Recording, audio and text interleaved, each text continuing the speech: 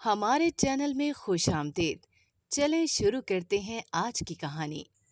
میری ماں ایک بہترین گلوکارہ تھیں، لیکن کچھ عرصہ قبل وہ ایک جنگلی راستے سے گزری اور ان کی آواز خود بخود چلی گئی۔ مولوی کو دکھایا تو وہ گھبرا گیا اور بولا، اگر ماں کی آواز واپس لانا چاہتی ہو تو مغرب کے وقت ماں کو کسی بھی طرح یہ تعویذ پہنا دینا، لیکن کھول کر نہ دیکھنا۔ میں نے مولوی کی بات مان کر تعویذ لے لیا، لیکن مولوی کے کہنے کے بعد سے تجسس ہو رہا تھا کہ تعویذ میں ایسا کیا ہے۔ میں کمرہ بند کر کے جیسے ہی تعویذ کھولا، میری جان نکل گئی کہ اندر ماں ایک ندا، جلدی کرو ہمیں دیر ہو رہی ہے، کل ان کا فنکشن ہے اور ہمیں تو پہنچتے پہنچتے رات ہو جائے گی۔ میں پہلی بار اس علاقے میں جا رہی ہوں، اس لیے چاہتی ہوں کہ ہم رات ہونے سے پہلے پہنچ جائیں۔ جی امی میں آئی۔ میں نے اٹیچی کیس اٹھایا اور ڈرائنگ روم میں آ گئی۔ امی چلے، میں بالکل ریڈی ہوں۔ ہم نے اپنا سامان لیا اور ڈرائنگ روم سے باہر آ گئے۔ امی نے ڈرائیور کو آواز دی کہ کرم دین سامان گاڑی میں رکھو، جلدی نکلنا ہے۔ ڈرائیور انکل پہلے سے ہی تیار کھڑے تھے، وہ جلدی سے آئے، انہوں نے سامان گاڑی میں رکھا، ہم بھی گاڑی میں بیٹھے اور اپنے سفر پر روانہ ہو گئے۔ میرا نام ندا ہے، میری عمر 26 سال ہے، ہمارا تعلق ایک غریب گھرانے سے ہے۔ میں جب صرف 5 سال کی تھی تو میرے بابا کار ایکسیڈنٹ میں اس دنیا سے چلے گئے۔ میرے پاپا ٹیکسی ڈرائیور تھے، انہوں نے بہت محنت کر کے کچھ پیسہ جمع کیے اور کچھ قرض لیا اور اپنی ٹیکسی خریدی۔ اپنی ٹیکسی آئی، میرے تو وارے نیارے ہو گئے۔ میں اس ٹائم پریک کلاس میں پڑھ رہی تھی۔ بابا مجھے اپنی ٹیکسی میں اسکول چھوڑنے جاتے اور پھر اسکول سے واپس لینے کے لیے آتے۔ اپنی گاڑی کا بھی بہت روب ہوتا ہے۔ میں جیسے ہی اسکول پہنچتی بہت شان سے اپنی گاڑی سے نکلتی۔ روزانہ شام کو میری فرمائش ہوتی کہ میں نے باہر جانا ہے اور بابا مجھے باہر گھمانے لے جاتے۔ جب سے بابا نے اپنی ٹیکسی لی تھی ہمارے معاشی حالات بھی بہتر ہو گئے تھے۔ میری امی آج بھی بہت اداس ہو کر اس دن کا ذکر کرتی ہیں کہ ایک دن بابا شام کو گھر آئے تو میں نے حسب معمول باہر جانے کی فرمائش کی۔ بابا نے صوفے پر بیٹھتے ہوئے امی کو کہا کہ ابا جی کی کال آئی تھی، انہوں نے کوئی ضروری بات کرنی ہے، تم تیار ہو جاؤ، ندا اپنی دادو اور دادا سے بھی مل لیں گی۔ میں تو یہ سن کر بہت خوش ہوئی۔ امی کچن سے باہر آئیں اور صوفے پر بیٹھتے ہوئے بولی کہ ابا جی نے اپنی ناراضگی ختم کر دی ہے۔ بابا نے جواب دیا، کر دی ہوگی، تبھی تو فون کیا ہے، اب یہ تو وہاں جا کر ہی پتہ چلے گا۔ امی نے کہا، مگر میں آپ کو ایک بات بتا دوں، جب تک آپ کی سوتیلی ماں زندہ ہے تب تک آپ کا تعلق ابا جی کے ساتھ نارمل نہیں ہو سکتا۔ یہ سن کر بابا نے اپنا سر جھکا لیا۔ ہم دادو کے گھر پہنچے تو ہمارے آنے کی کسی کو خوشی نہ ہوئی۔ میں چھوٹی پھوپھو کے ساتھ باتیں کرنے لگی اور امی بابا دادا کے ساتھ کمرے میں بیٹھ گئے۔ دادا نے کہا، برخوردار الگ تو تم ہو گئے، مگر اس کا یہ مطلب نہیں ہے کہ میں تمہاری بیوی کی باتیں بھول گیا ہوں۔ ابا جی، امی کچھ کہنے ہی والی تھیں کہ بابا نے انہیں خاموش رہنے کا اشارہ کیا۔ دادا نے کہا کہ دیکھو برخوردار، مجھے پتہ چلا ہے کہ تم نے اپنی ٹیکسی لے لی ہے۔ باپ کے پیسے تو تم نے واپس کیے نہیں، مگر ٹیکسی لینے کے لیے تم نے پیسے جمع کر لیے۔ میں تمہیں یہ بات فون پر بھی کہہ سکتا تھا، مگر ضروری تھا کہ یہ بات آمنے سامنے ہو تاکہ ہم ایک وقت کا تعین کر لیں کہ تم میرے پیسے کب تک واپس کرو گے، تاکہ تمہیں یہ یاد رہے کہ تم نے باپ کے پیسے بھی واپس کرنے ہیں۔ بابا نے کہا، ابا جی میں آپ کو پیسے یکمشت واپس نہیں کر سکتا، میں ہر ماہ تھوڑے تھوڑے کر کے آپ کے پیسے واپس کر دوں گا، کیونکہ میں نے ٹیکسی بھی قرض پر لی ہے اور میں نے اس کا قرض بھی اتارنا ہے۔ اسی دوران دادو کمرے میں آئیں اور صوفے پر بیٹھتے ہوئے بولی، ہاں بھائی، ہمارے پیسے واپس کرنے ہوتے ہیں تو تم لوگ مقروض ہو جاتے ہو۔ میں نے اپنی چھوٹی بیٹی کا رشتہ طے کر دیا ہے، اگلے مہینے میں بہت دھوم دھام کے ساتھ اس کی منگنی کر رہی ہوں۔ اللہ نے مجھے 2 بیٹوں کے بعد ایک بیٹی بھی دی ہے۔ پہلے میں اس کی منگنی دھوم دھام سے کروں گی اور پھر شادی۔ تمہاری تو وہ کچھ لگتی نہیں کہ تم اس پر خرچہ کرو، کم از کم ہمارے پیسے واپس کر دو تاکہ ہم دل کھول کر اپنی بیٹی پر خرچ کر سکیں۔ بابا نے جواب دیا، امی کیسی باتیں کر رہی ہیں، تانیہ بھی میری ہی بہن ہے، میں کیوں نہیں اس کی شادی پر خرچہ کروں گا، مگر آپ اچھی طرح سے میرے حالات جانتی ہیں، پھر بھی جو میری حیثیت ہے میں اپنی حیثیت میں رہ کر سب کچھ کرنے کی کوشش کروں گا۔ دادو نے جل کر کہا، ارے بھیا، دیکھ لی تمہاری حیثیت تو مرتے دم تک یہی رہے گی۔ امی نے دادو کی یہ بات سنی تو وہ غصے سے کھڑی ہو گئیں اور بابا سے کہنے لگیں، کیا آپ یہاں ہمیں ذلیل کرانے کے لیے لے کر آئے ہیں؟ اتنے میں دادو نے کہا، لو جی، لاڈلی بہو کو پھر بخار چڑھ گیا۔ امی نے جواب دیا، آپ سوتیلی ہیں اور مرتے دم تک سوتیلی ہی رہیں گی۔ آپ نے ابا جی کے کان بھر بھر کر انہیں بیٹے کے خلاف کیا ہے، گھر سے تو آپ نکلوا ہی چکی ہیں، ابھی کیا اور بھی کچھ باقی رہ گیا ہے؟ دادو منہ پر ہاتھ رکھے آنکھیں پھاڑے امی کی بات سن رہی تھی، پھر دادا سے کہنے لگیں، سن رہے ہیں آپ کی बहू और आपका बेटा ये इज्जत करते हैं मेरी। दादा ने कहा, बस कर दो बहू, जो फसाद तुमने पहले मचाया था तुम्हें तो उसके लिए माफ़ी मांगनी चाहिए। अम्मी ने कहा, अब्बा जी मैं आपसे 1000 बार माफ़ी मांगने के लिए तैयार हूँ, मगर जो गलती मैंने की नहीं उसके लिए मैं क्यों माफ़ी मांगूँ। इतने में बाबा खड़े हो गए और बोले, अब्बा जी इन सारी बातों का कोई फ़ायदा नहीं, आप मुझे थोड़ी मोहलत दे दें, मैं हर महीने थोड़े थोड़े करके आपके पैसे लौटा दूंगा। इसके बाद हम दादा के घर से निकल आए और बाबा हमें लेकर मार्केट आ गए। मुझे बाबा ने आइसक्रीम खिलाई और फिर हम घर चले गए। पूरे रास्ते बाबा से अम्मी एक ही शिकवा करती रहीं कि आपकी बेटी ज़िंदगी और मौत की जंग लड़ रही थी, अस्पताल में दाखिल थी। डॉक्टर्स ने जवाब दे दिया था। इस मुश्किल वक्त में दादा ने अगर पोती पर पैसे लगा दिए तो क्या दादा पोती पर लगाए हुए पैसे मांगेगा? आपकी बेटी उनकी कुछ नहीं लगती क्या? इनका खून नहीं है? मगर बाबा खामोशी से अम्मी की सारी बातें सुनते रहे। उस वक्त मुझे ये तो इल्म नहीं था कि बाबा ने दादा के कितने पैसे देने हैं, मगर मुझे ये ज़रूर याद था कि उस दिन के बाद अम्मी और बाबा दोनों ही परेशान रहने लगे, हत्तुल इम्कान बचत करने लगे, यहाँ तक कि हमारा घर खाना भी एक टाइम बनने लगा। अम्मी नाश्ते में मुझे तो चाय पराठा दे दिया करती, मगर अम्मी और अब्बू सिर्फ 1 कप चाय पिया करते थे, और अगर मैं उन्हें खाने के लिए कहती तो वो दोनों कहते कि हम डाइटिंग पर हैं। बाबा परेशान थे कि उन्होंने गाड़ी का कर्ज भी उतारना है और दादा के पैसे भी वापस करने हैं। इनकी कमाई इतनी नहीं थी कि वो सब कुछ आसानी से मैनेज कर लेते। बिलाखिर अम्मी से जितना मुमकिन हो सका उन्होंने घर के अखराजात कम किए। तकरीबन 1 हफ्ते के बाद अम्मी शाम के खाने की तैयारी कर रही थी कि फ़ोन की घंटी बजी। किसी ने अम्मी को फ़ोन पर बताया कि बाबा का एक्सीडेंट हो गया है और उन्हें इमरजेंसी डिस्ट्रिक्ट अस्पताल पहुंचा दिया गया है।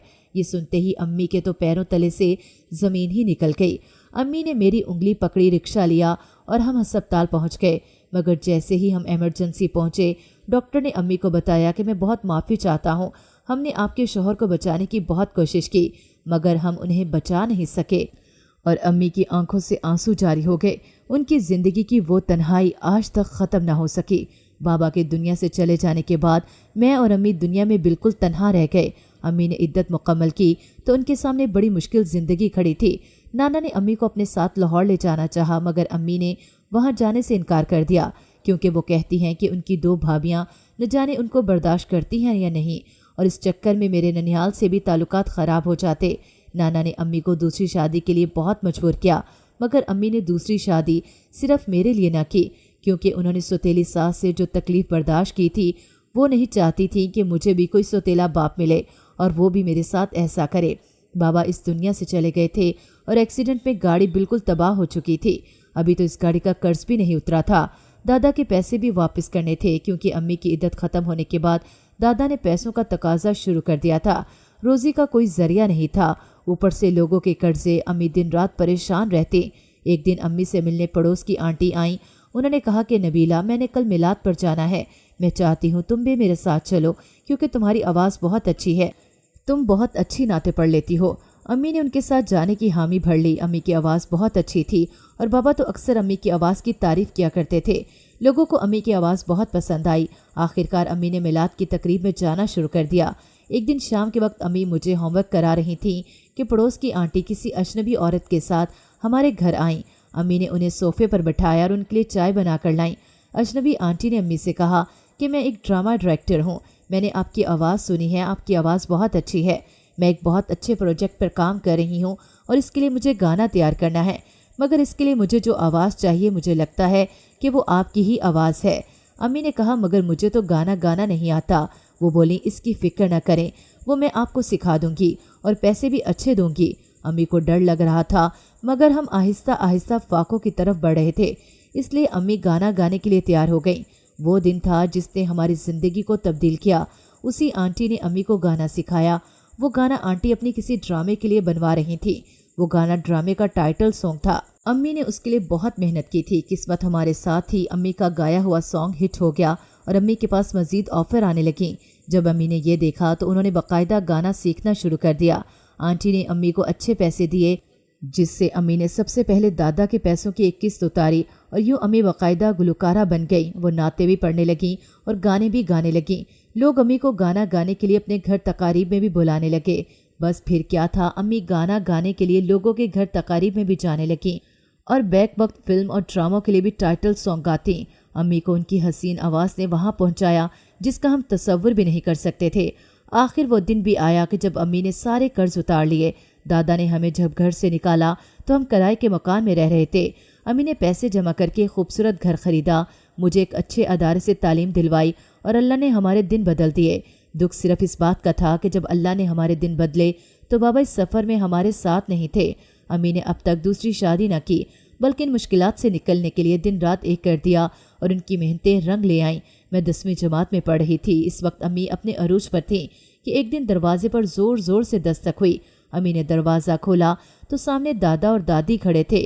वो बेधड़क अंदर आ गए। अम्मी ने दरवाज़ा बंद कर दिया तो दादा ने कहा, बहुत साल हो गए हैं तुम्हें समझाते हुए, मगर तुम्हें समझ नहीं आई। तुम ये गाना गाना छोड़ दोगी या नहीं? लोगों के घर जाकर तकरीब में गाना गाना कहाँ की शराफत है? तब अम्मी ने जवाब दिया, अपनी ही पोती की ज़िंदगी बचाने के लिए लगाए हुए पैसे बहू से वसूल करना कहाँ की शराफत है?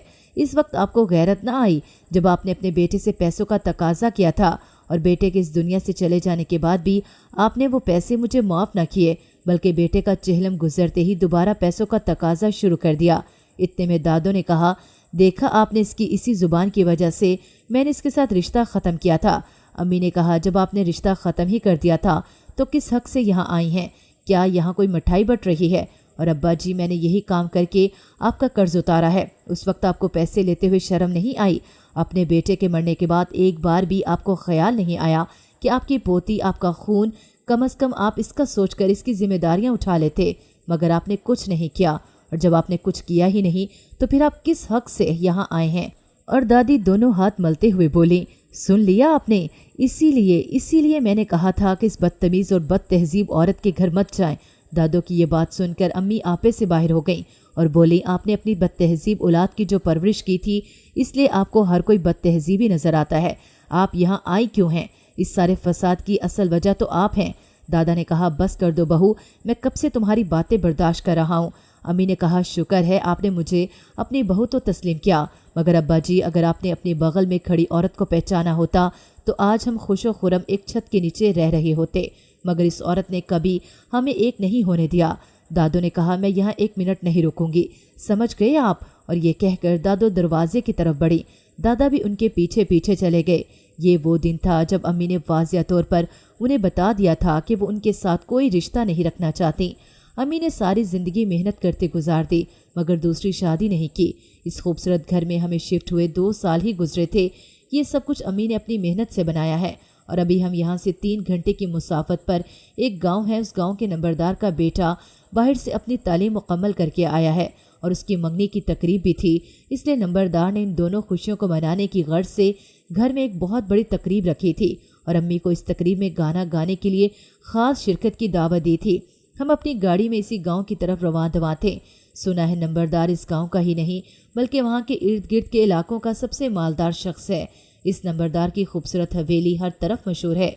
इसकी हवेली के बारे में कहा जाता है कि पाकिस्तान में बनने से पहले ये हवेली हिंदुओं की थी और इस हवेली में हिंदू रहा करते थे, और असल में ये हवेली किसी हिंदू राजा की थी।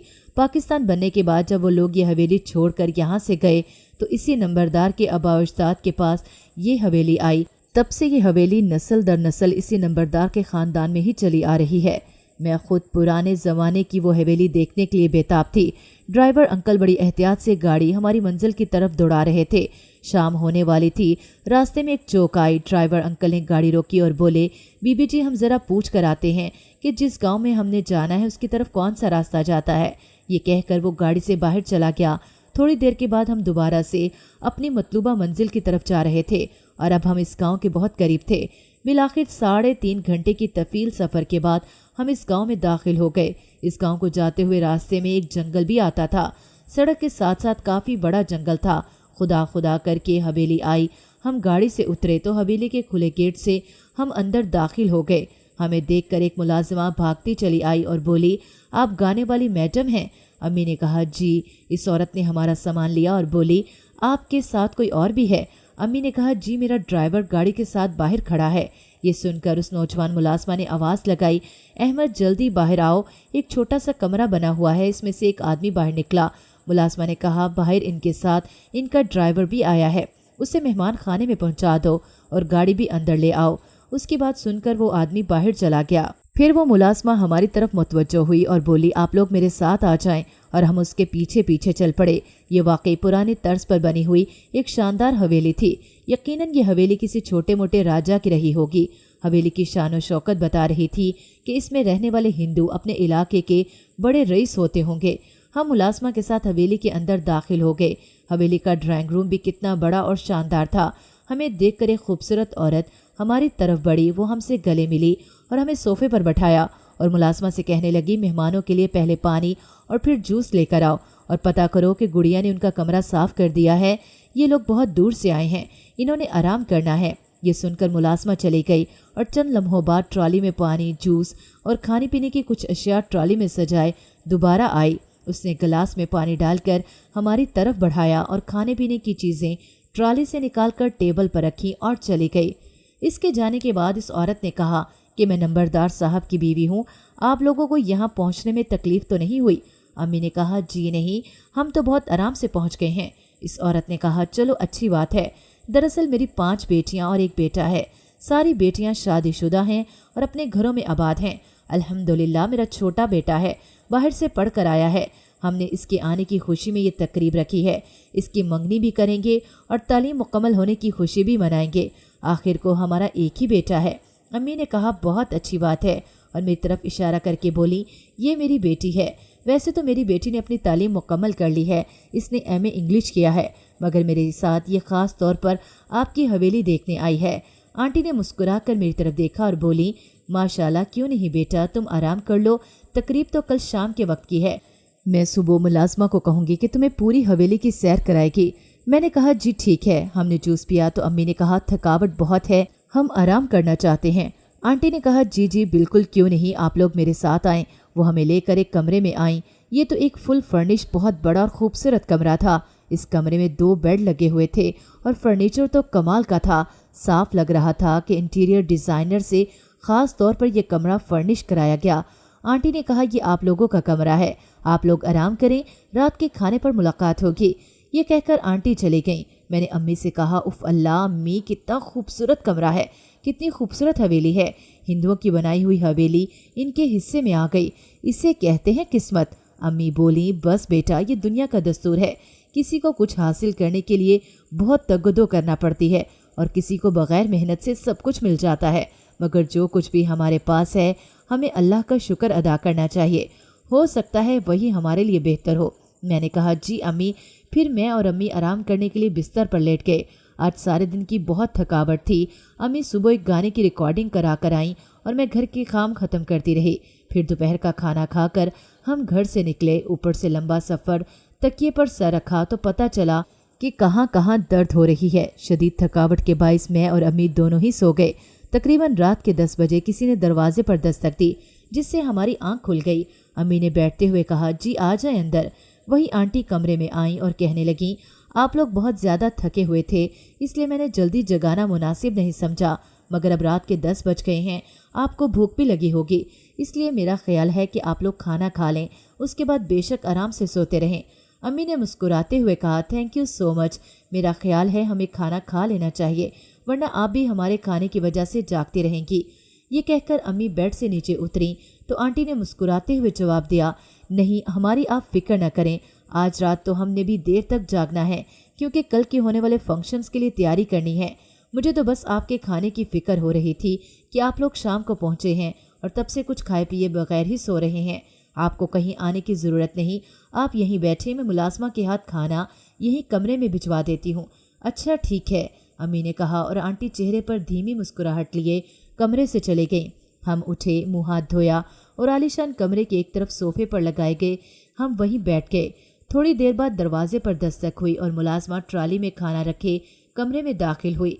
वो हमारी तरफ आई, उसने खाना ट्राली से निकालकर टेबल पर सजाया और कहने लगी, बीबी जी, किसी और चीज़ की ज़रूरत हो तो ये सोफ़े के साइड ये देखें। हमने सोफ़े के साइड पर देखा तो दीवार पर एक बटन लगा हुआ था। ये बटन दरअसल घंटी का बटन है और घंटी किचन में लगी हुई है। अब जिससे ये दबाएंगी मैं फ़ौरन आ जाऊंगी। अम्मी ने कहा, ठीक है, समझ गई। ये सुनकर मुलाजमा वापस चली गई। मैंने कहा, अम्मी वाकई में क्या ठाट बाट है इनके। अम्मी ने सुना तो मुंह बनाकर बोली, बेटा, दूसरों के ठाट बाट से मुतासिर होने वाले दरअसल खुद कोई काबिलियत नहीं रखते। میں نے امی کی یہ بات سنی تو شرمندہ ہو گئی۔ میں نے کہا سوری امی۔ وہ بولی میں نے اس وقت بھی کہا تھا کہ جو ہمارے لیے ہوتا ہے وہی ہمارے لیے بہتر ہوتا ہے۔ ہاں اللہ سے یہ ضرور دعا کرنی چاہیے کہ اللہ ہمیں کسی کا محتاج نہ کرے۔ ہم نے کھانا کھایا اور پھر آرام کرنے بستر پر لیٹ گئیں۔ صبح آنکھ کھلی، حویلی میں بہت رونق تھی۔ ناشتے کے بعد ہم آنٹی کے ساتھ ڈرائنگ روم میں ہی آ کر بیٹھ گئے۔ آنٹی نے امی سے کہا تھکاوٹ اتر گئی آپ لوگوں کی؟ میں نے فٹ سے جواب دیا جی آنٹی میں تو بالکل فریش ہوں۔ امی نے کہا رات بہت اچھی نیند آئی۔ آنٹی نے کہا آج موسم بھی بہت اچھا ہے، ہلکے بادل ہیں اور ٹھنڈی ٹھنڈی ہوا چل رہی ہے۔ نمبردار صاحب تو کھانے کا جو آرڈر دیا تھا وہ دیکھنے کے لیے گئے ہوئے ہیں۔ آپ میرے ساتھ آئیں، میں آپ کو اپنی بیٹیوں سے ملاتی ہوں۔ اور بیٹا آپ کا نام؟ آنٹی نے میری طرف دیکھتے ہوئے پوچھا۔ میں نے کہا جی آنٹی میرا نام ندا ہے۔ او اچھا ندا، آپ حویلی دیکھنا چاہتی تھی نا؟ میں نے کہا جی آنٹی۔ ایک ملازمہ کو آواز دی اور ملازمہ دوڑتی چلی آئی۔ آنٹی نے اس سے کہا ندا بی بی کو لے جاؤ اور انہیں حویلی کی سیر کرواؤ۔ اس نے کہا ٹھیک ہے بیگم صاحبہ۔ میں ملازمہ کے ساتھ حویلی کی سیر کرنے چل پڑی۔ یہ حویلی 3 منزلہ عمارت پر مشتمل تھی۔ اس شاندار حویلی میں کمرے ہی کمرے تھے، جتنے رہنے والے لوگ نہیں تھے اتنے کمرے تھے۔ مجھے تو اتنے کمروں کو دیکھ کر ہی ڈر لگنے لگا کہ صرف 3 سے 4 افراد اتنے بڑے گھر میں کیسے رہتے ہیں۔ کچھ کمرے ایسے بھی تھے جو استعمال نہ ہونے کی وجہ سے بند پڑے تھے۔ جب ہم تیسری منزل پر پہنچے تو نیچے سے آنٹی کی آواز آئی، ریشما کل جو موم بتیاں آئی تھی وہ کہاں رکھی ہیں؟ ملازمہ نے جنگلے سے نیچے دیکھتے ہوئے کہا بی بی جی میں نیچے آ کر آپ کو خود دیتی ہوں۔ یہ کہہ کر ملازمہ نیچے چلے گئی۔ میں گیلری میں ہی گھوم رہی تھی۔ پرانے دور کے اینٹیک دروازے تھے۔ یہ دروازے ہی اتنے خوبصورت تھے کہ اگر آج صرف ان دروازوں کو ہی بیچا جاتا تو یہ اچھی خاصی قیمت پر بک جاتے۔ اچانک میری نظر ایک کمرے پر پڑی جس کے باہر تالا لگا ہوا تھا، جو کہ خود پرانے وقتوں کا تھا اور کھلا ہوا تھا۔ شاید کسی نے اس کمرے کو کھولا تھا اور اسے پراپر بند کرنا بھول گیا تھا۔ میں وہ تالا کھول کر اندر چلی گئی اور اندر میں نے حیران کن چیزیں دیکھیں۔ یہ بہت بڑا کمرہ تھا۔ کمرے کی دیواروں پر بہت ساری پرانی تصویریں لگی ہوئی تھیں، مگر یہ تصویریں ان لوگوں کی نہیں تھیں۔ یہ تصویریں تو ہندوؤں کی تھیں۔ ایک تصویر میں ہندو آدمی بیٹھا ہوا تھا جس نے ہندوؤں کا لباس زیبتن کیا ہوا تھا اور اس کے ماتھے پر تلک لگا ہوا تھا جیسے ہندو لگاتے ہیں۔ کچھ اور تصویریں بھی تھیں جن میں ایک عورت ساڑی پہنے 2 بچوں کے ساتھ بیٹھی ہوئی تھی۔ ایک تصویر میں ایک نوجوان لڑکی اور لڑکا بیٹھے ہوئے تھے۔ لڑکے نے لڑکی کے کندھے پر ہاتھ رکھا ہوا تھا اور وہ دونوں ایک دوسرے کو دیکھ کر مسکرا رہے تھے۔ ان کو دیکھ کر لگ رہا تھا کہ وہ ضرور میاں بیوی ہوں گے۔ وہاں ایک اور تصویر تھی جس میں ایک اکیلا نوجوان شخص کھڑا مسکرا رہا تھا۔ میں نے کمرے میں رکھے سامان پر نظر ڈالی تو بڑے بڑے پرانے وقتوں کے ٹرنک پڑے ہوئے تھے اور نیچے بھی کچھ سامان پڑا ہوا تھا جو کہ پرانے وقتوں کا ہی لگ رہا تھا۔ یقیناً یہ سارا سامان انہی لوگوں کا تھا جو اس حویلی میں رہا کرتے تھے۔ میں نے ان میں سے ایک ٹرنک کھولا تو میں یہ دیکھ کر حیران رہ گئی کہ اس میں بہت سارے زیورات کے ڈبے پڑے ہوئے تھے اور بہت سارے ریشمی کپڑے موجود تھے۔ یہ ریشمی کپڑے بھی اپنی بناوٹ کے لحاظ سے پرانے زمانے کے ہی لگ رہے تھے۔ میں سمجھ گئی کہ یہ سارا سامان انہی لوگوں کا ہے جن کی یہ حویلی تھی اور ان لوگوں نے یہ سارا سامان اس کمرے میں بند کر کے رکھا ہوا ہے۔ ابھی میں یہ سب کچھ دیکھ رہی تھی کہ ملازمہ کمرے میں آئی اور بولی بی بی جی آپ وہاں کیا کر رہی ہیں؟ جلدی سے باہر آئیں۔ ملازمہ کی آواز سن کر میں کمرے سے باہر چلی آئی۔ ملازمہ نے کمرے کو جلدی سے تالا لگایا اور بولی اس کمرے میں کسی کو آنے کی اجازت نہیں۔ میں نے پوچھا کیوں؟ وہ بولی کیونکہ اس کمرے کی وجہ سے حویلی میں کچھ ایسے واقعات ہوئے ہیں جو کافی پرسرار تھے اور جن کی وجہ سے نمبردار صاحب کو بڑی پریشانیاں اٹھانی پڑیں۔ یہ کمرہ برسوں سے بند پڑا ہے۔ اس کمرے کو نمبردار صاحب کے دادا نے تالا لگوایا تھا، مگر نمبردار صاحب ان باتوں پر یقین نہیں رکھتے۔ انہوں نے یہ تالا کھلوا دیا، اس کمرے کی صفائی کروائی اور ان کا خیال تھا کہ اس کمرے کو کھلا رکھنا چاہیے، مگر اس کمرے کو کھولنے کے کچھ ہی دن بعد حویلی میں چند ایسے واقعات ہوئے کہ نمبردار صاحب نے اس کمرے کو دوبارہ تالا لگا دیا۔ اس دن کے بعد اس کمرے کو کوئی نہیں کھولتا۔ میں نے پوچھا کہ کس طرح کے واقعات ہوئے، کیا آپ مجھے کچھ بتا سکتی ہیں؟ ملازمہ کہنے لگی بی بی جی نمبردار صاحب کی بڑی بیٹی کو دوبارہ حمل ہوا اور وہ یہی آئی ہوئی تھی کہ اچانک بغیر کسی وجہ کے بڑی بیٹی کا 2 بار حمل ضائع ہو گیا۔ ایک دن چھوٹی بیٹی آئی ہوئی تھی، وہ عجیب عجیب حرکتیں کرنے لگ گئی۔ آدھی رات کو اٹھ کر نیند کی حالت میں بار بار اسی کمرے کی طرف چل پڑتی۔ اسی دوران بڑی بیگم صاحبہ سیڑھیوں سے گر گئیں اور انہیں شدید چوٹیں آئیں، مگر اللہ نے بچا لیا کہ ٹانگ ٹوٹنے سے بچ گئی۔ بس پھر کیا تھا، نمبردار صاحب کو فکر ہونے لگی۔ نمبردار صاحب اس کمرے کے بارے میں کچھ سوچ ہی رہے تھے کہ ایک دن ہمیں فون پر خبر ملی کہ نمبردار صاحب کا ایکسیڈنٹ ہو گیا ہے۔ ڈاکٹر نے تو بالکل جواب دے دیا تھا، बस अल्लाह ने उनकी ज़िंदगी रखी थी कि वो बच गए। न जाने बड़ी बेगम साहिबा कितना रोती थी। आधी रात को उठकर तहज्जुद की नमाज़ पढ़कर नंबरदार साहब के लिए दुआएं करती। अल्लाह ने बेगम साहिबा की दुआएं सुन ली और नंबरदार साहब की एक नई ज़िंदगी मिल गई।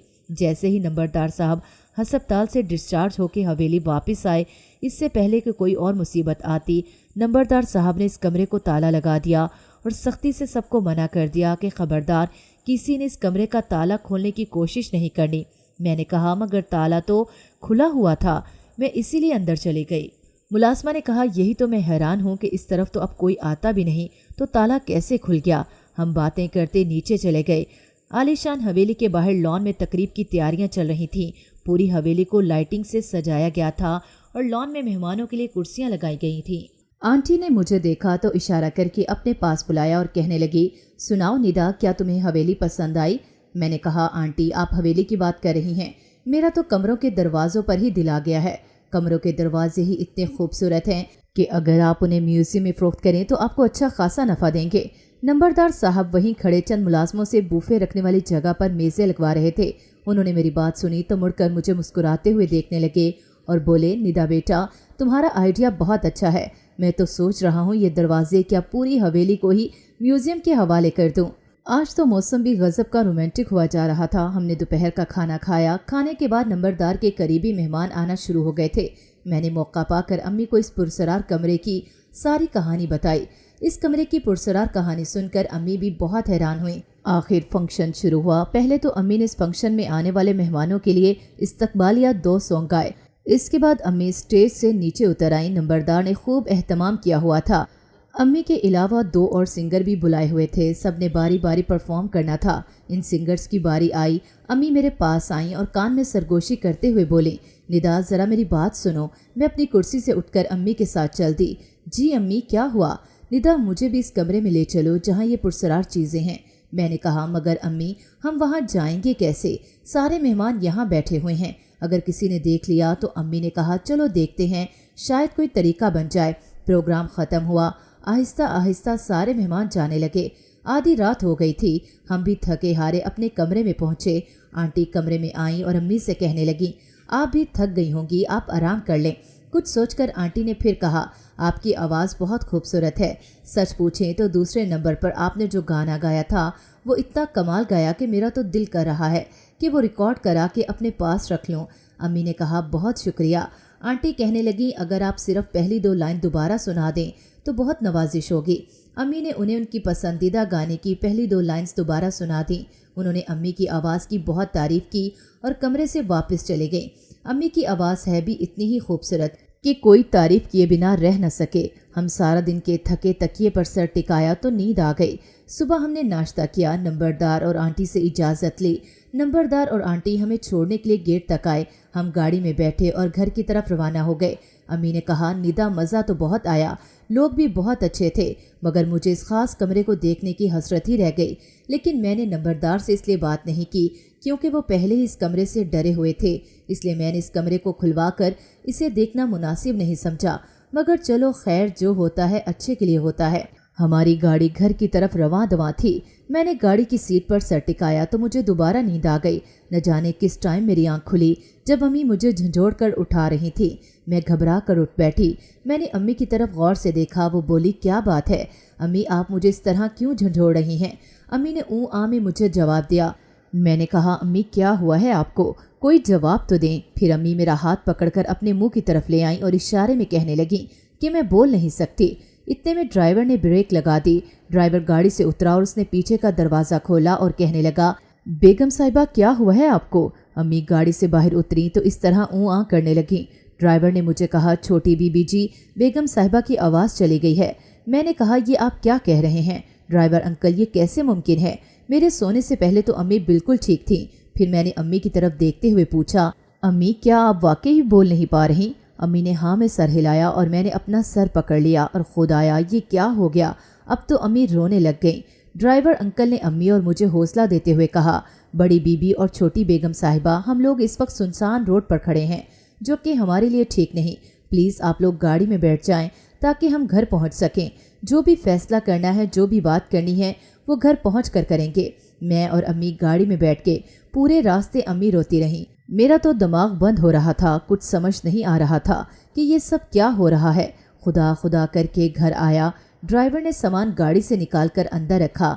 अम्मी और मैं सोफे पर बैठ गए। अम्मी मुसलसल रोए जा रही थीं। हमें आराम करना तक नसीब ना हुआ। ड्राइवर अंकल ने मशवरा दिया कि हमें फ़ौरन डॉक्टर से रुजू करना चाहिए। हम उठे और अस्पताल पहुंच गए।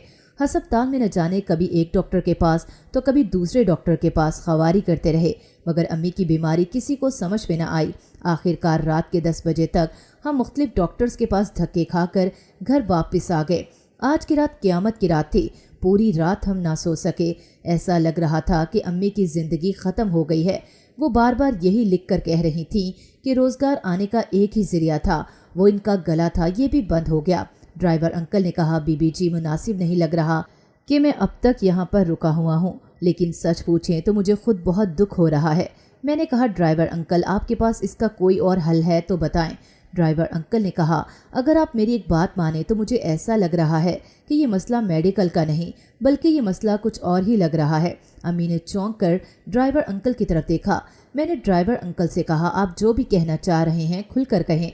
ड्राइवर अंकल ने जवाब दिया, मेरा दोस्त एक ऐसे शख्स को जानता है जो अमलियात का माहिर है। अगर आप चाहें तो मैं आपको इनके पास ले जा सकता हूँ, क्योंकि जिस तरह इनकी आवाज़ अचानक चली गई है, ठोस वजह तो कोई और नज़र आ रही है और कई डॉक्टर के पास से आप होकर आ रही हैं। किसी डॉक्टर को इनकी बीमारी की समझ नहीं आई। मैंने कहा कि आप जहाँ कहेंगे हम जाने के लिए तैयार हैं। ड्राइवर अंकल ने कहा, अभी आप सो जाएं, आराम करें, सुबह इंशाल्लाह मैं अपने दोस्त से इस अमलियात वाले आदमी का पता करता हूँ। मैंने कहा, ड्राइवर अंकल, जल्द अज जल्द इस आदमी का पता करें ताकि हम सुबह नाश्ते के बाद ही निकल सकें। अम्मी की हालत आप देख रहे हैं, इनकी हालत ठीक नहीं है। मुझे डर है कि अम्मी को कहीं सदमा ना हो जाए। ड्राइवर अंकल ने कहा, हाँ जी, बेहतर यही होगा, आप आराम करें, क्योंकि बड़ी बेगम साहिबा आज सुबह से ही रो रही हैं। अगर इसी तरह मुसलसल डिप्रेशन लेती रहीं तो इनकी सेहत का नुकसान होगा। ड्राइवर अंकल की बात सुनकर मैं और अम्मी उठे और कमरे में चले गए। आज मैं अम्मी के साथ सोना चाहती थी। मैं अम्मी को अकेला नहीं छोड़ सकती थी। पूरी रात जैसे तैसे गुजर गई। आंखों में या तो नींद आई नहीं या तो बहुत थोड़ी आई। सारी रात अजीब बेचैनी का सा आलम रहा कि फजर की अजान सुनाई देने लगी तो हमने वज़ू किया और नमाज अदा करने लगे। नाश्ता तो हम क्या करते, एक लुकमा हलक से नीचे नहीं उतर रहा था। इसी असना में ड्राइवर अंकल ड्राइंग रूम में आए और कहने लगे कि मैंने इस आमिल का पता कर लिया है। हमने हर चीज़ टेबल पर इसी तरह ही छोड़ी और हम जाने के लिए तैयार हो गए। इस आलिम का आस्ताना भी यहाँ से बहुत दूर था। आखिरकार इसका आस्ताना आया तो हमने खुदा का शुक्र अदा किया। आमतौर पर जिस तरह आम आमलों के आस्ताने के बाहर लोगों का रश नज़र आता है, इस आमिल के घर के बाहर कोई रश ना था। हम अंदर चले गए। एक मुलाजिम ने हमें मेहमान खाने में बिठाया। मैंने ड्राइवर अंकल से कहा, अंकल, आमिल क्या ऐसे ही होते हैं? मैंने तो इनके बारे में कुछ और ही सुना है। ड्राइवर अंकल ने कहा कि बेटा, आपने जिन आमिलों के बारे में सुना है ये उनकी तरह बिल्कुल नहीं हैं। ये पढ़े लिखे आमिल हैं। ये लोगों से वही बात कहते हैं जो इनके इल्म में आए। किसी को झूठी उम्मीद और लारे नहीं लगाते। इसलिए मैं आपको यहाँ लेकर आया हूँ क्योंकि मुझे इल्म है कि आपके पास भी वक्त ज़ाया करने के लिए नहीं है। इतने में वो आमिल मेहमान खाने में दाखिल हुए। पूरे मेहमान खाने में नीचे दरी बिछी हुई थी और गाँव तकिए लगाए गए थे। वो भी नीचे आकर बैठ गए। वो वाकई आम आमलों की निस्बत बहुत मुख्तलिफ थे। चेहरे से ही पढ़े लिखे मालूम हो रहे थे और अपनी वज़ाकता से भी बहुत नफीस इंसान लग रहे थे। हमने उन्हें सलाम किया।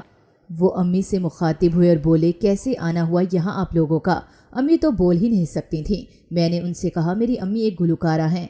हम 2 दिन से एक हवेली में गए हुए थे जहाँ एक घरेलू तकरीब थी। अम्मी को इस तकरीब में गाना गाने के लिए मदऊ किया गया था। वो हवेली हिंदुओं के ज़माने की बनी हुई थी। कल सुबह जब हम इस हवेली से निकले, इस वक्त अम्मी की आवाज़ ठीक थी, ये बोल सकती थी, मगर अभी हमने आधा सफ़र ही तय किया था कि ये अचानक अम्मी की आवाज़ चली गई। ये बोलने की कोशिश कर रही थी मगर बोल नहीं पा रही थी। अभी उन्होंने मेरी इतनी ही बात सुनी थी कि वो बोले कि आप नंबरदार साहब की हवेली पर गई थी। मैंने चौंक कर कहा, जी, हम नंबरदार साहब की हवेली पर गए थे। उन्होंने कहा, कोई ख़ास बात आपने हवेली में देखी हो? मैंने कहा, जी नहीं, कोई ख़ास बात तो नहीं देखी। उन्होंने कहा, आप दोबारा सोचें। मैंने कहा, वैसे तो ख़ास बात कोई नहीं थी, मगर वो हवेली थोड़ी पुरसरार थी। मैंने इस हवेली में कमरा देखा जिसके अंदर पुराने वक्तों का बहुत सारा सामान रखा हुआ था। ये हवेली पाकिस्तान बनने से पहले हिंदुओं की मलकियत थी और जिस फैमिली की मलकियत थी, इस फैमिली की तस्वीरें आज भी इस कमरे में लगी हुई थीं। मगर मुझे एक मुलाजमा ने बताया कि इस कमरे को बंद रखा जाता था। उसने बताया कि जब जब इस कमरे को खुला रखा गया, घर वालों पर यक्के बाद दीगरे कई मुसीबतें आईं। जब से ऐसे होने लगा तब से नंबरदार साहब ने इस कमरे को बंद करा दिया और किसी को भी इस कमरे के खोलने की इजाज़त नहीं थी। मगर मैं इस कमरे के अंदर चली गई क्योंकि मैंने देखा तो इस कमरे का ताला खुला हुआ था। आमिल ने कहा, ठीक है, मैं समझ गया। उसने एक तावीज़ लिखा और मुझे देते हुए बोले, ये तावीज़ आपने अपनी अम्मी के कमरे में किसी भारी चीज़ के नीचे रखना है और 3 दिन बाद तावीज़ मुझे लाकर दिखाना है। इस बात का ख्याल रहे कि तावीज़ खोल कर देखना नहीं। मैंने तावीज़ ले लिया और हमने घर गिरा ली। घर पहुंचकर मैंने तावीज़ अम्मी के बेड के पाए के नीचे रखा और हम 3 दिन गुजरने का इंतज़ार करने लगे। जब से मैंने होश संभाला था, अपने वालिदैन को मुश्किलों से गुजरते देखा। बाबा के दुनिया से चले जाने के बाद अम्मी की परेशानियां देखीं, मगर अम्मी को इन मुश्किलों में बहादुरी से डटकर खड़ा पाया। मगर इस बार जिस करब से अम्मी गुजर रही थी, मैंने ये करब पहले कभी महसूस नहीं किया था। खामोशी ने तो हमारी जिंदगी को आ घेरा था। अम्मी किसी बुत की तरह खामोश बैठी खला में घूरती रहती। ये 3 दिन हम पर ऐसे थे कि जैसे क़यामत हो। आखिर ये 3 दिन भी गुजरे और हमने दोबारा इन्हीं आमिल की तरफ जाने की तैयारी की। छोटी बीबी, आप तावीज़ ले आएं, मैं गाड़ी निकालता हूँ। जी अंकल, अम्मी ने मुझे इशारा करके कहा कि तावीज़ ले आओ, वो भी गाड़ी में इंतज़ार कर रही हैं। मैंने कहा, ठीक है अम्मी। मैं कमरे में गई। मैंने पलंग के पाए के नीचे से वो तावीज़ निकाला और ना चाहते हुए भी तजस्सुस में इसे खोल कर देख लिया। मैं ये देखकर दंग रह गई कि इस पर फ़कत अम्मी का नाम लिखा था। मगर ऐसा क्यों था कि आमिल ने इस कागज़ के टुकड़े पर फ़कत अम्मी का नाम लिख कर दिया था। मैं बहुत परेशान हुई और तावीज़ को वापस पर्स में रखते हुए बाहर गाड़ी की तरफ चल पड़ी। आखिरकार हम एक बार फिर आमिल साहब के घर की तरफ जा रहे थे। आमिल साहब घर पर ही थे। हम मेहमान खाने में बैठ गए। आमिल साहब ने कहा, मैं आपका ही इंतज़ार कर रहा था। मैंने तावीज़ उन्हें थमा दिया। उन्होंने मुस्कुराते हुए मुझे देखा और बोले कि तावीज़ को खोलकर ना देखने का फ़कत ये मकसद था कि आपको परेशानी ना हो।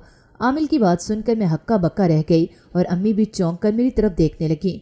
आमिल ने कहा कि ये वही माजरा है जिसका मुझे अंदाज़ा था। आप इस हवेली के जिस पुरसरार कमरे में गई हैं, इस कमरे के बारे में जो कुछ मशहूर है वो गलत नहीं, इसलिए आपको हौसला रखना पड़ेगा। नंबरदार साहब ने इस हवेली को ताला मेरे कहने पर ही लगाया था। मगर आप फिक्र न करें, आप जल्द ही ठीक हो जाएंगी, क्योंकि इस कमरे में मौजूद बदरू को आपकी अम्मी की आवाज़ पसंद आ गई तो उसने इंतकामन ये किया। लेकिन अगर आपकी अम्मी कमरे के अंदर चली जाती तो इनकी जान भी जा सकती थी। लेकिन मैं पुरउम्मीद हूँ कि इनकी आवाज़ वापस आ जाएगी। ये सुनकर हमारे चेहरों पर मुस्कुराहट आ गई। मैंने पूछा, इसे आवाज़ पसंद आई तो उसे अम्मी का गला बंद करने की क्या ज़रूरत थी? आमिल ने कहा कि आपने इस कमरे में तस्वीर देखी होगी जिसमें 2 मियाँ बीवी खड़े हैं। वो दोनों मुस्कुरा कर एक दूसरे की तरफ देख रहे थे। मैंने कहा, जी मैंने ऐसी तस्वीर देखी है। आमिल ने कहा, इस तस्वीर की वो लड़की एक गुलकारा थी, बहुत खूबसूरत गाती थी, मगर उसका ससुर उसे गाने की इजाज़त नहीं देता था। कहते हैं कि इसका शौहर रोज़गार के सिलसिले में इंग्लैंड चला गया और एक दिन वो लड़की गाना गा रही थी कि अचानक उसके ससुर ने उसकी आवाज़ सुन ली और ससुर ने उसे बहुत मारा। मगर इस लड़की से ये बर्दाश्त ना हुआ कि उसके ससुर ने उस पर हाथ उठाया है। पहले तो वो खामोशी से सुन लिया करती थी, मगर ससुर के हाथ उठाने की वजह से वो बागी हो गई और उसने कहा कि वो पूरे गांव को इकट्ठा करेगी और अपने ससुर को थाने में घसीटेगी। बस फिर क्या था, उसके ससुर ने अपनी बहू को कत्ल कर दिया और ये खबर फैला दी कि वो करंट लगने से मर गई है। इस लड़की के शौहर ने भी ये सुना तो उसने भी यकीन कर लिया कि इसकी बीवी करंट लगने से ही मरी है, क्योंकि कोई भी औलाद अपने वालिदैन से इस तरह के जुर्म की तवक्को नहीं रखते। कहते हैं कि इस हवेली में इस लड़की की रूह भटकती फिरती है। मुझसे पहले किसी बड़े पीर साहब ने इस हिंदू लड़की की रूह को इस कमरे में कैद करके ताला लगा दिया था, मगर जब नंबरदार साहब ने इस कमरे का ताला खोल दिया तो वो हिंदू लड़की फिर से आज़ाद हो गई। तब नंबरदार साहब मेरे पास आए। दोबारा मैंने ही इस हिंदू लड़की को वापस इस कमरे में कैद किया। इस कमरे का ताला किसने खोला, जिससे भी ये गलती हुई है, ये इसी गलती का नतीजा है। आपकी अम्मी चूँकि बहुत खूबसूरत गाना गाती हैं, ये बात इस हिंदू लड़की की रूह से बर्दाश्त नहीं हुई। मैंने इस तवीज़ पर कुछ और लिखा था, आपकी अम्मी का नाम नहीं लिखा था, मगर इस तवीज़ पर आपकी अम्मी का नाम होने का मतलब ये है कि इसने ही आपकी अम्मी को निशाना बनाया है। मैंने पूछा, फिर अब आप ये सब कैसे करेंगे? उन्होंने जवाब दिया, मुझे दोबारा इसी हवेली में जाना पड़ेगा और इस हिंदू लड़की की बदरू को इस कमरे में कैद करना पड़ेगा। आखिर हम सब ने एक बार फिर इस गांव की तरफ जाने की तैयारी की। یہ شکر تھا کہ گاڑی اور ڈرائیور انکل دونوں ہمارے پاس تھے، اس لیے ہمیں سفر میں تکلیف نہیں ہوتی تھی، ورنہ جتنا سفر ہم نے پچھلے چند دنوں میں کیا تھا، اگر اپنی گاڑی نہ ہوتی تو ہم تو پریشان ہو گئے ہوتے۔ ہم سب گاڑی میں بیٹھے اور نمبردار صاحب کی حویلی کی طرف روانہ ہو گئے۔ کافی لمبا سفر تھا، 3 گھنٹے پر مشتمل سفر تھا۔ سارے راستے خاموشی رہی، صرف عامل صاحب ڈرائیور انکل کے ساتھ کچھ بات کرتے رہے۔ آخر 3 گھنٹے کی طویل مسافت کے بعد ہم نمبردار کی حویلی پہنچ گئے۔ نمبردار صاحب اور ان کی بیگم ہمیں گھر پر ہی مل گئے۔ وہ سب ہمیں یوں اچانک دیکھ کر چونک گئے۔ ہم سب اکٹھے مل بیٹھے اور میں نے سارا ماجرا انہیں سنایا۔ ساری کہانی سننے کے بعد نمبردار نے کہا، میں خود کچھ عرصے سے یہی سوچ رہا ہوں کہ اللہ نے سب کچھ ہی دیا ہے، اس لیے اس حویلی کو گورنمنٹ کے حوالے کر کے اسے سیل کروا دوں۔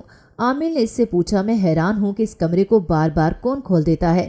میں نے فوراً کہا، میں اس کمرے میں اس لیے چلی گئی تھی کہ باہر کا تالا پہلے سے کھلا ہوا تھا، اگر وہ تالا بند ہوتا تو میں اس کمرے میں نہ جا سکتی۔ نمبردار صاحب نے گھر کے تمام نوکروں کو بلایا اور سب سے پوچھ گچھ کی، مگر کسی کو اس کے بارے میں کوئی علم نہیں تھا۔ سبھی کہہ رہے تھے کہ انہوں نے تالا نہیں کھولا۔ بالآخر عامل صاحب نے کہا کہ انہیں اس کمرے کے سامنے بیٹھنے کا انتظام کر دیا جائے تاکہ وہ اس ہندو لڑکی کی روح کو اس کمرے میں بند کر سکیں۔ نمبردار صاحب نے اس کمرے کے سامنے ایک بڑی سفید چادر بچھائی اور عامل صاحب کی ہدایات کے مطابق اس پر پانی سے بھرا گلاس رکھ دیا۔ عامل صاحب چادر پر بیٹھ کے، ان کے ہاتھ میں ایک تسبیح اور ایک کتاب تھی۔ ہم سب عامل صاحب سے دور بیٹھ کر انہیں دیکھنے لگے۔ عامل صاحب نے پڑھائی شروع کر دی۔ کافی دیر کی پڑھائی کرنے کے بعد اچانک اس کمرے کا بھاری دروازہ خود بخود کھلنے لگ گیا اور دیکھتے ہی دیکھتے اس میں تیزی آ گئی۔ پھر ایسا لگنے لگا جیسے کوئی دروازے کو زور زور سے مار رہا ہے۔ عامل صاحب نے آنکھیں کھول دی کیونکہ وہ اب تک آنکھیں بند کر کے پڑھائی کر رہے تھے۔ انہوں نے اس کمرے کی طرف پھونکا تو ہم سب کو ایک چیخ سنائی دی، مگر ہمیں نظر کوئی نہیں آ رہا تھا۔ مجھے یقین ہو گیا کہ یہ چیزیں ہر کسی کو نظر نہیں آتی۔ عامل صاحب کچھ پڑھتے اور کمرے کی طرف پھونکتے۔ انہوں نے یہ عمل کئی بار کیا اور جتنی بار انہوں نے یہ عمل کیا تب ہمیں ایک چیخ سنائی دی۔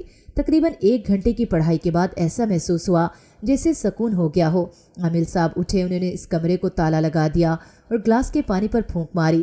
پھر انہوں نے گلاس کا کچھ پانی دروازے کے اوپر چھڑک دیا اور بچا ہوا پانی لے کر ہماری طرف آئے۔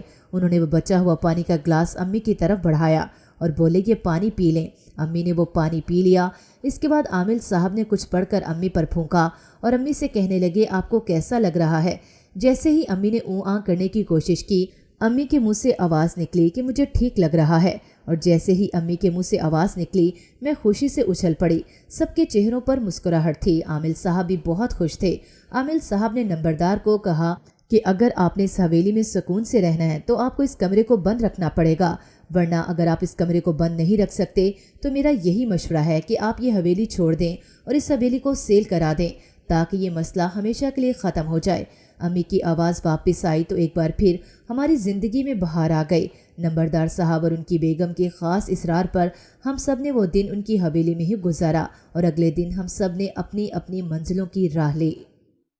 امید ہے آپ کو ہماری کہانی اچھی لگی ہوگی، تو ہمارے چینل کو لائک کیجئے اور بیل آئیکن کو لازمی کلک کیجئے تاکہ آپ کو ہماری اس طرح کی اچھی کہانیاں بر وقت ملتی رہیں۔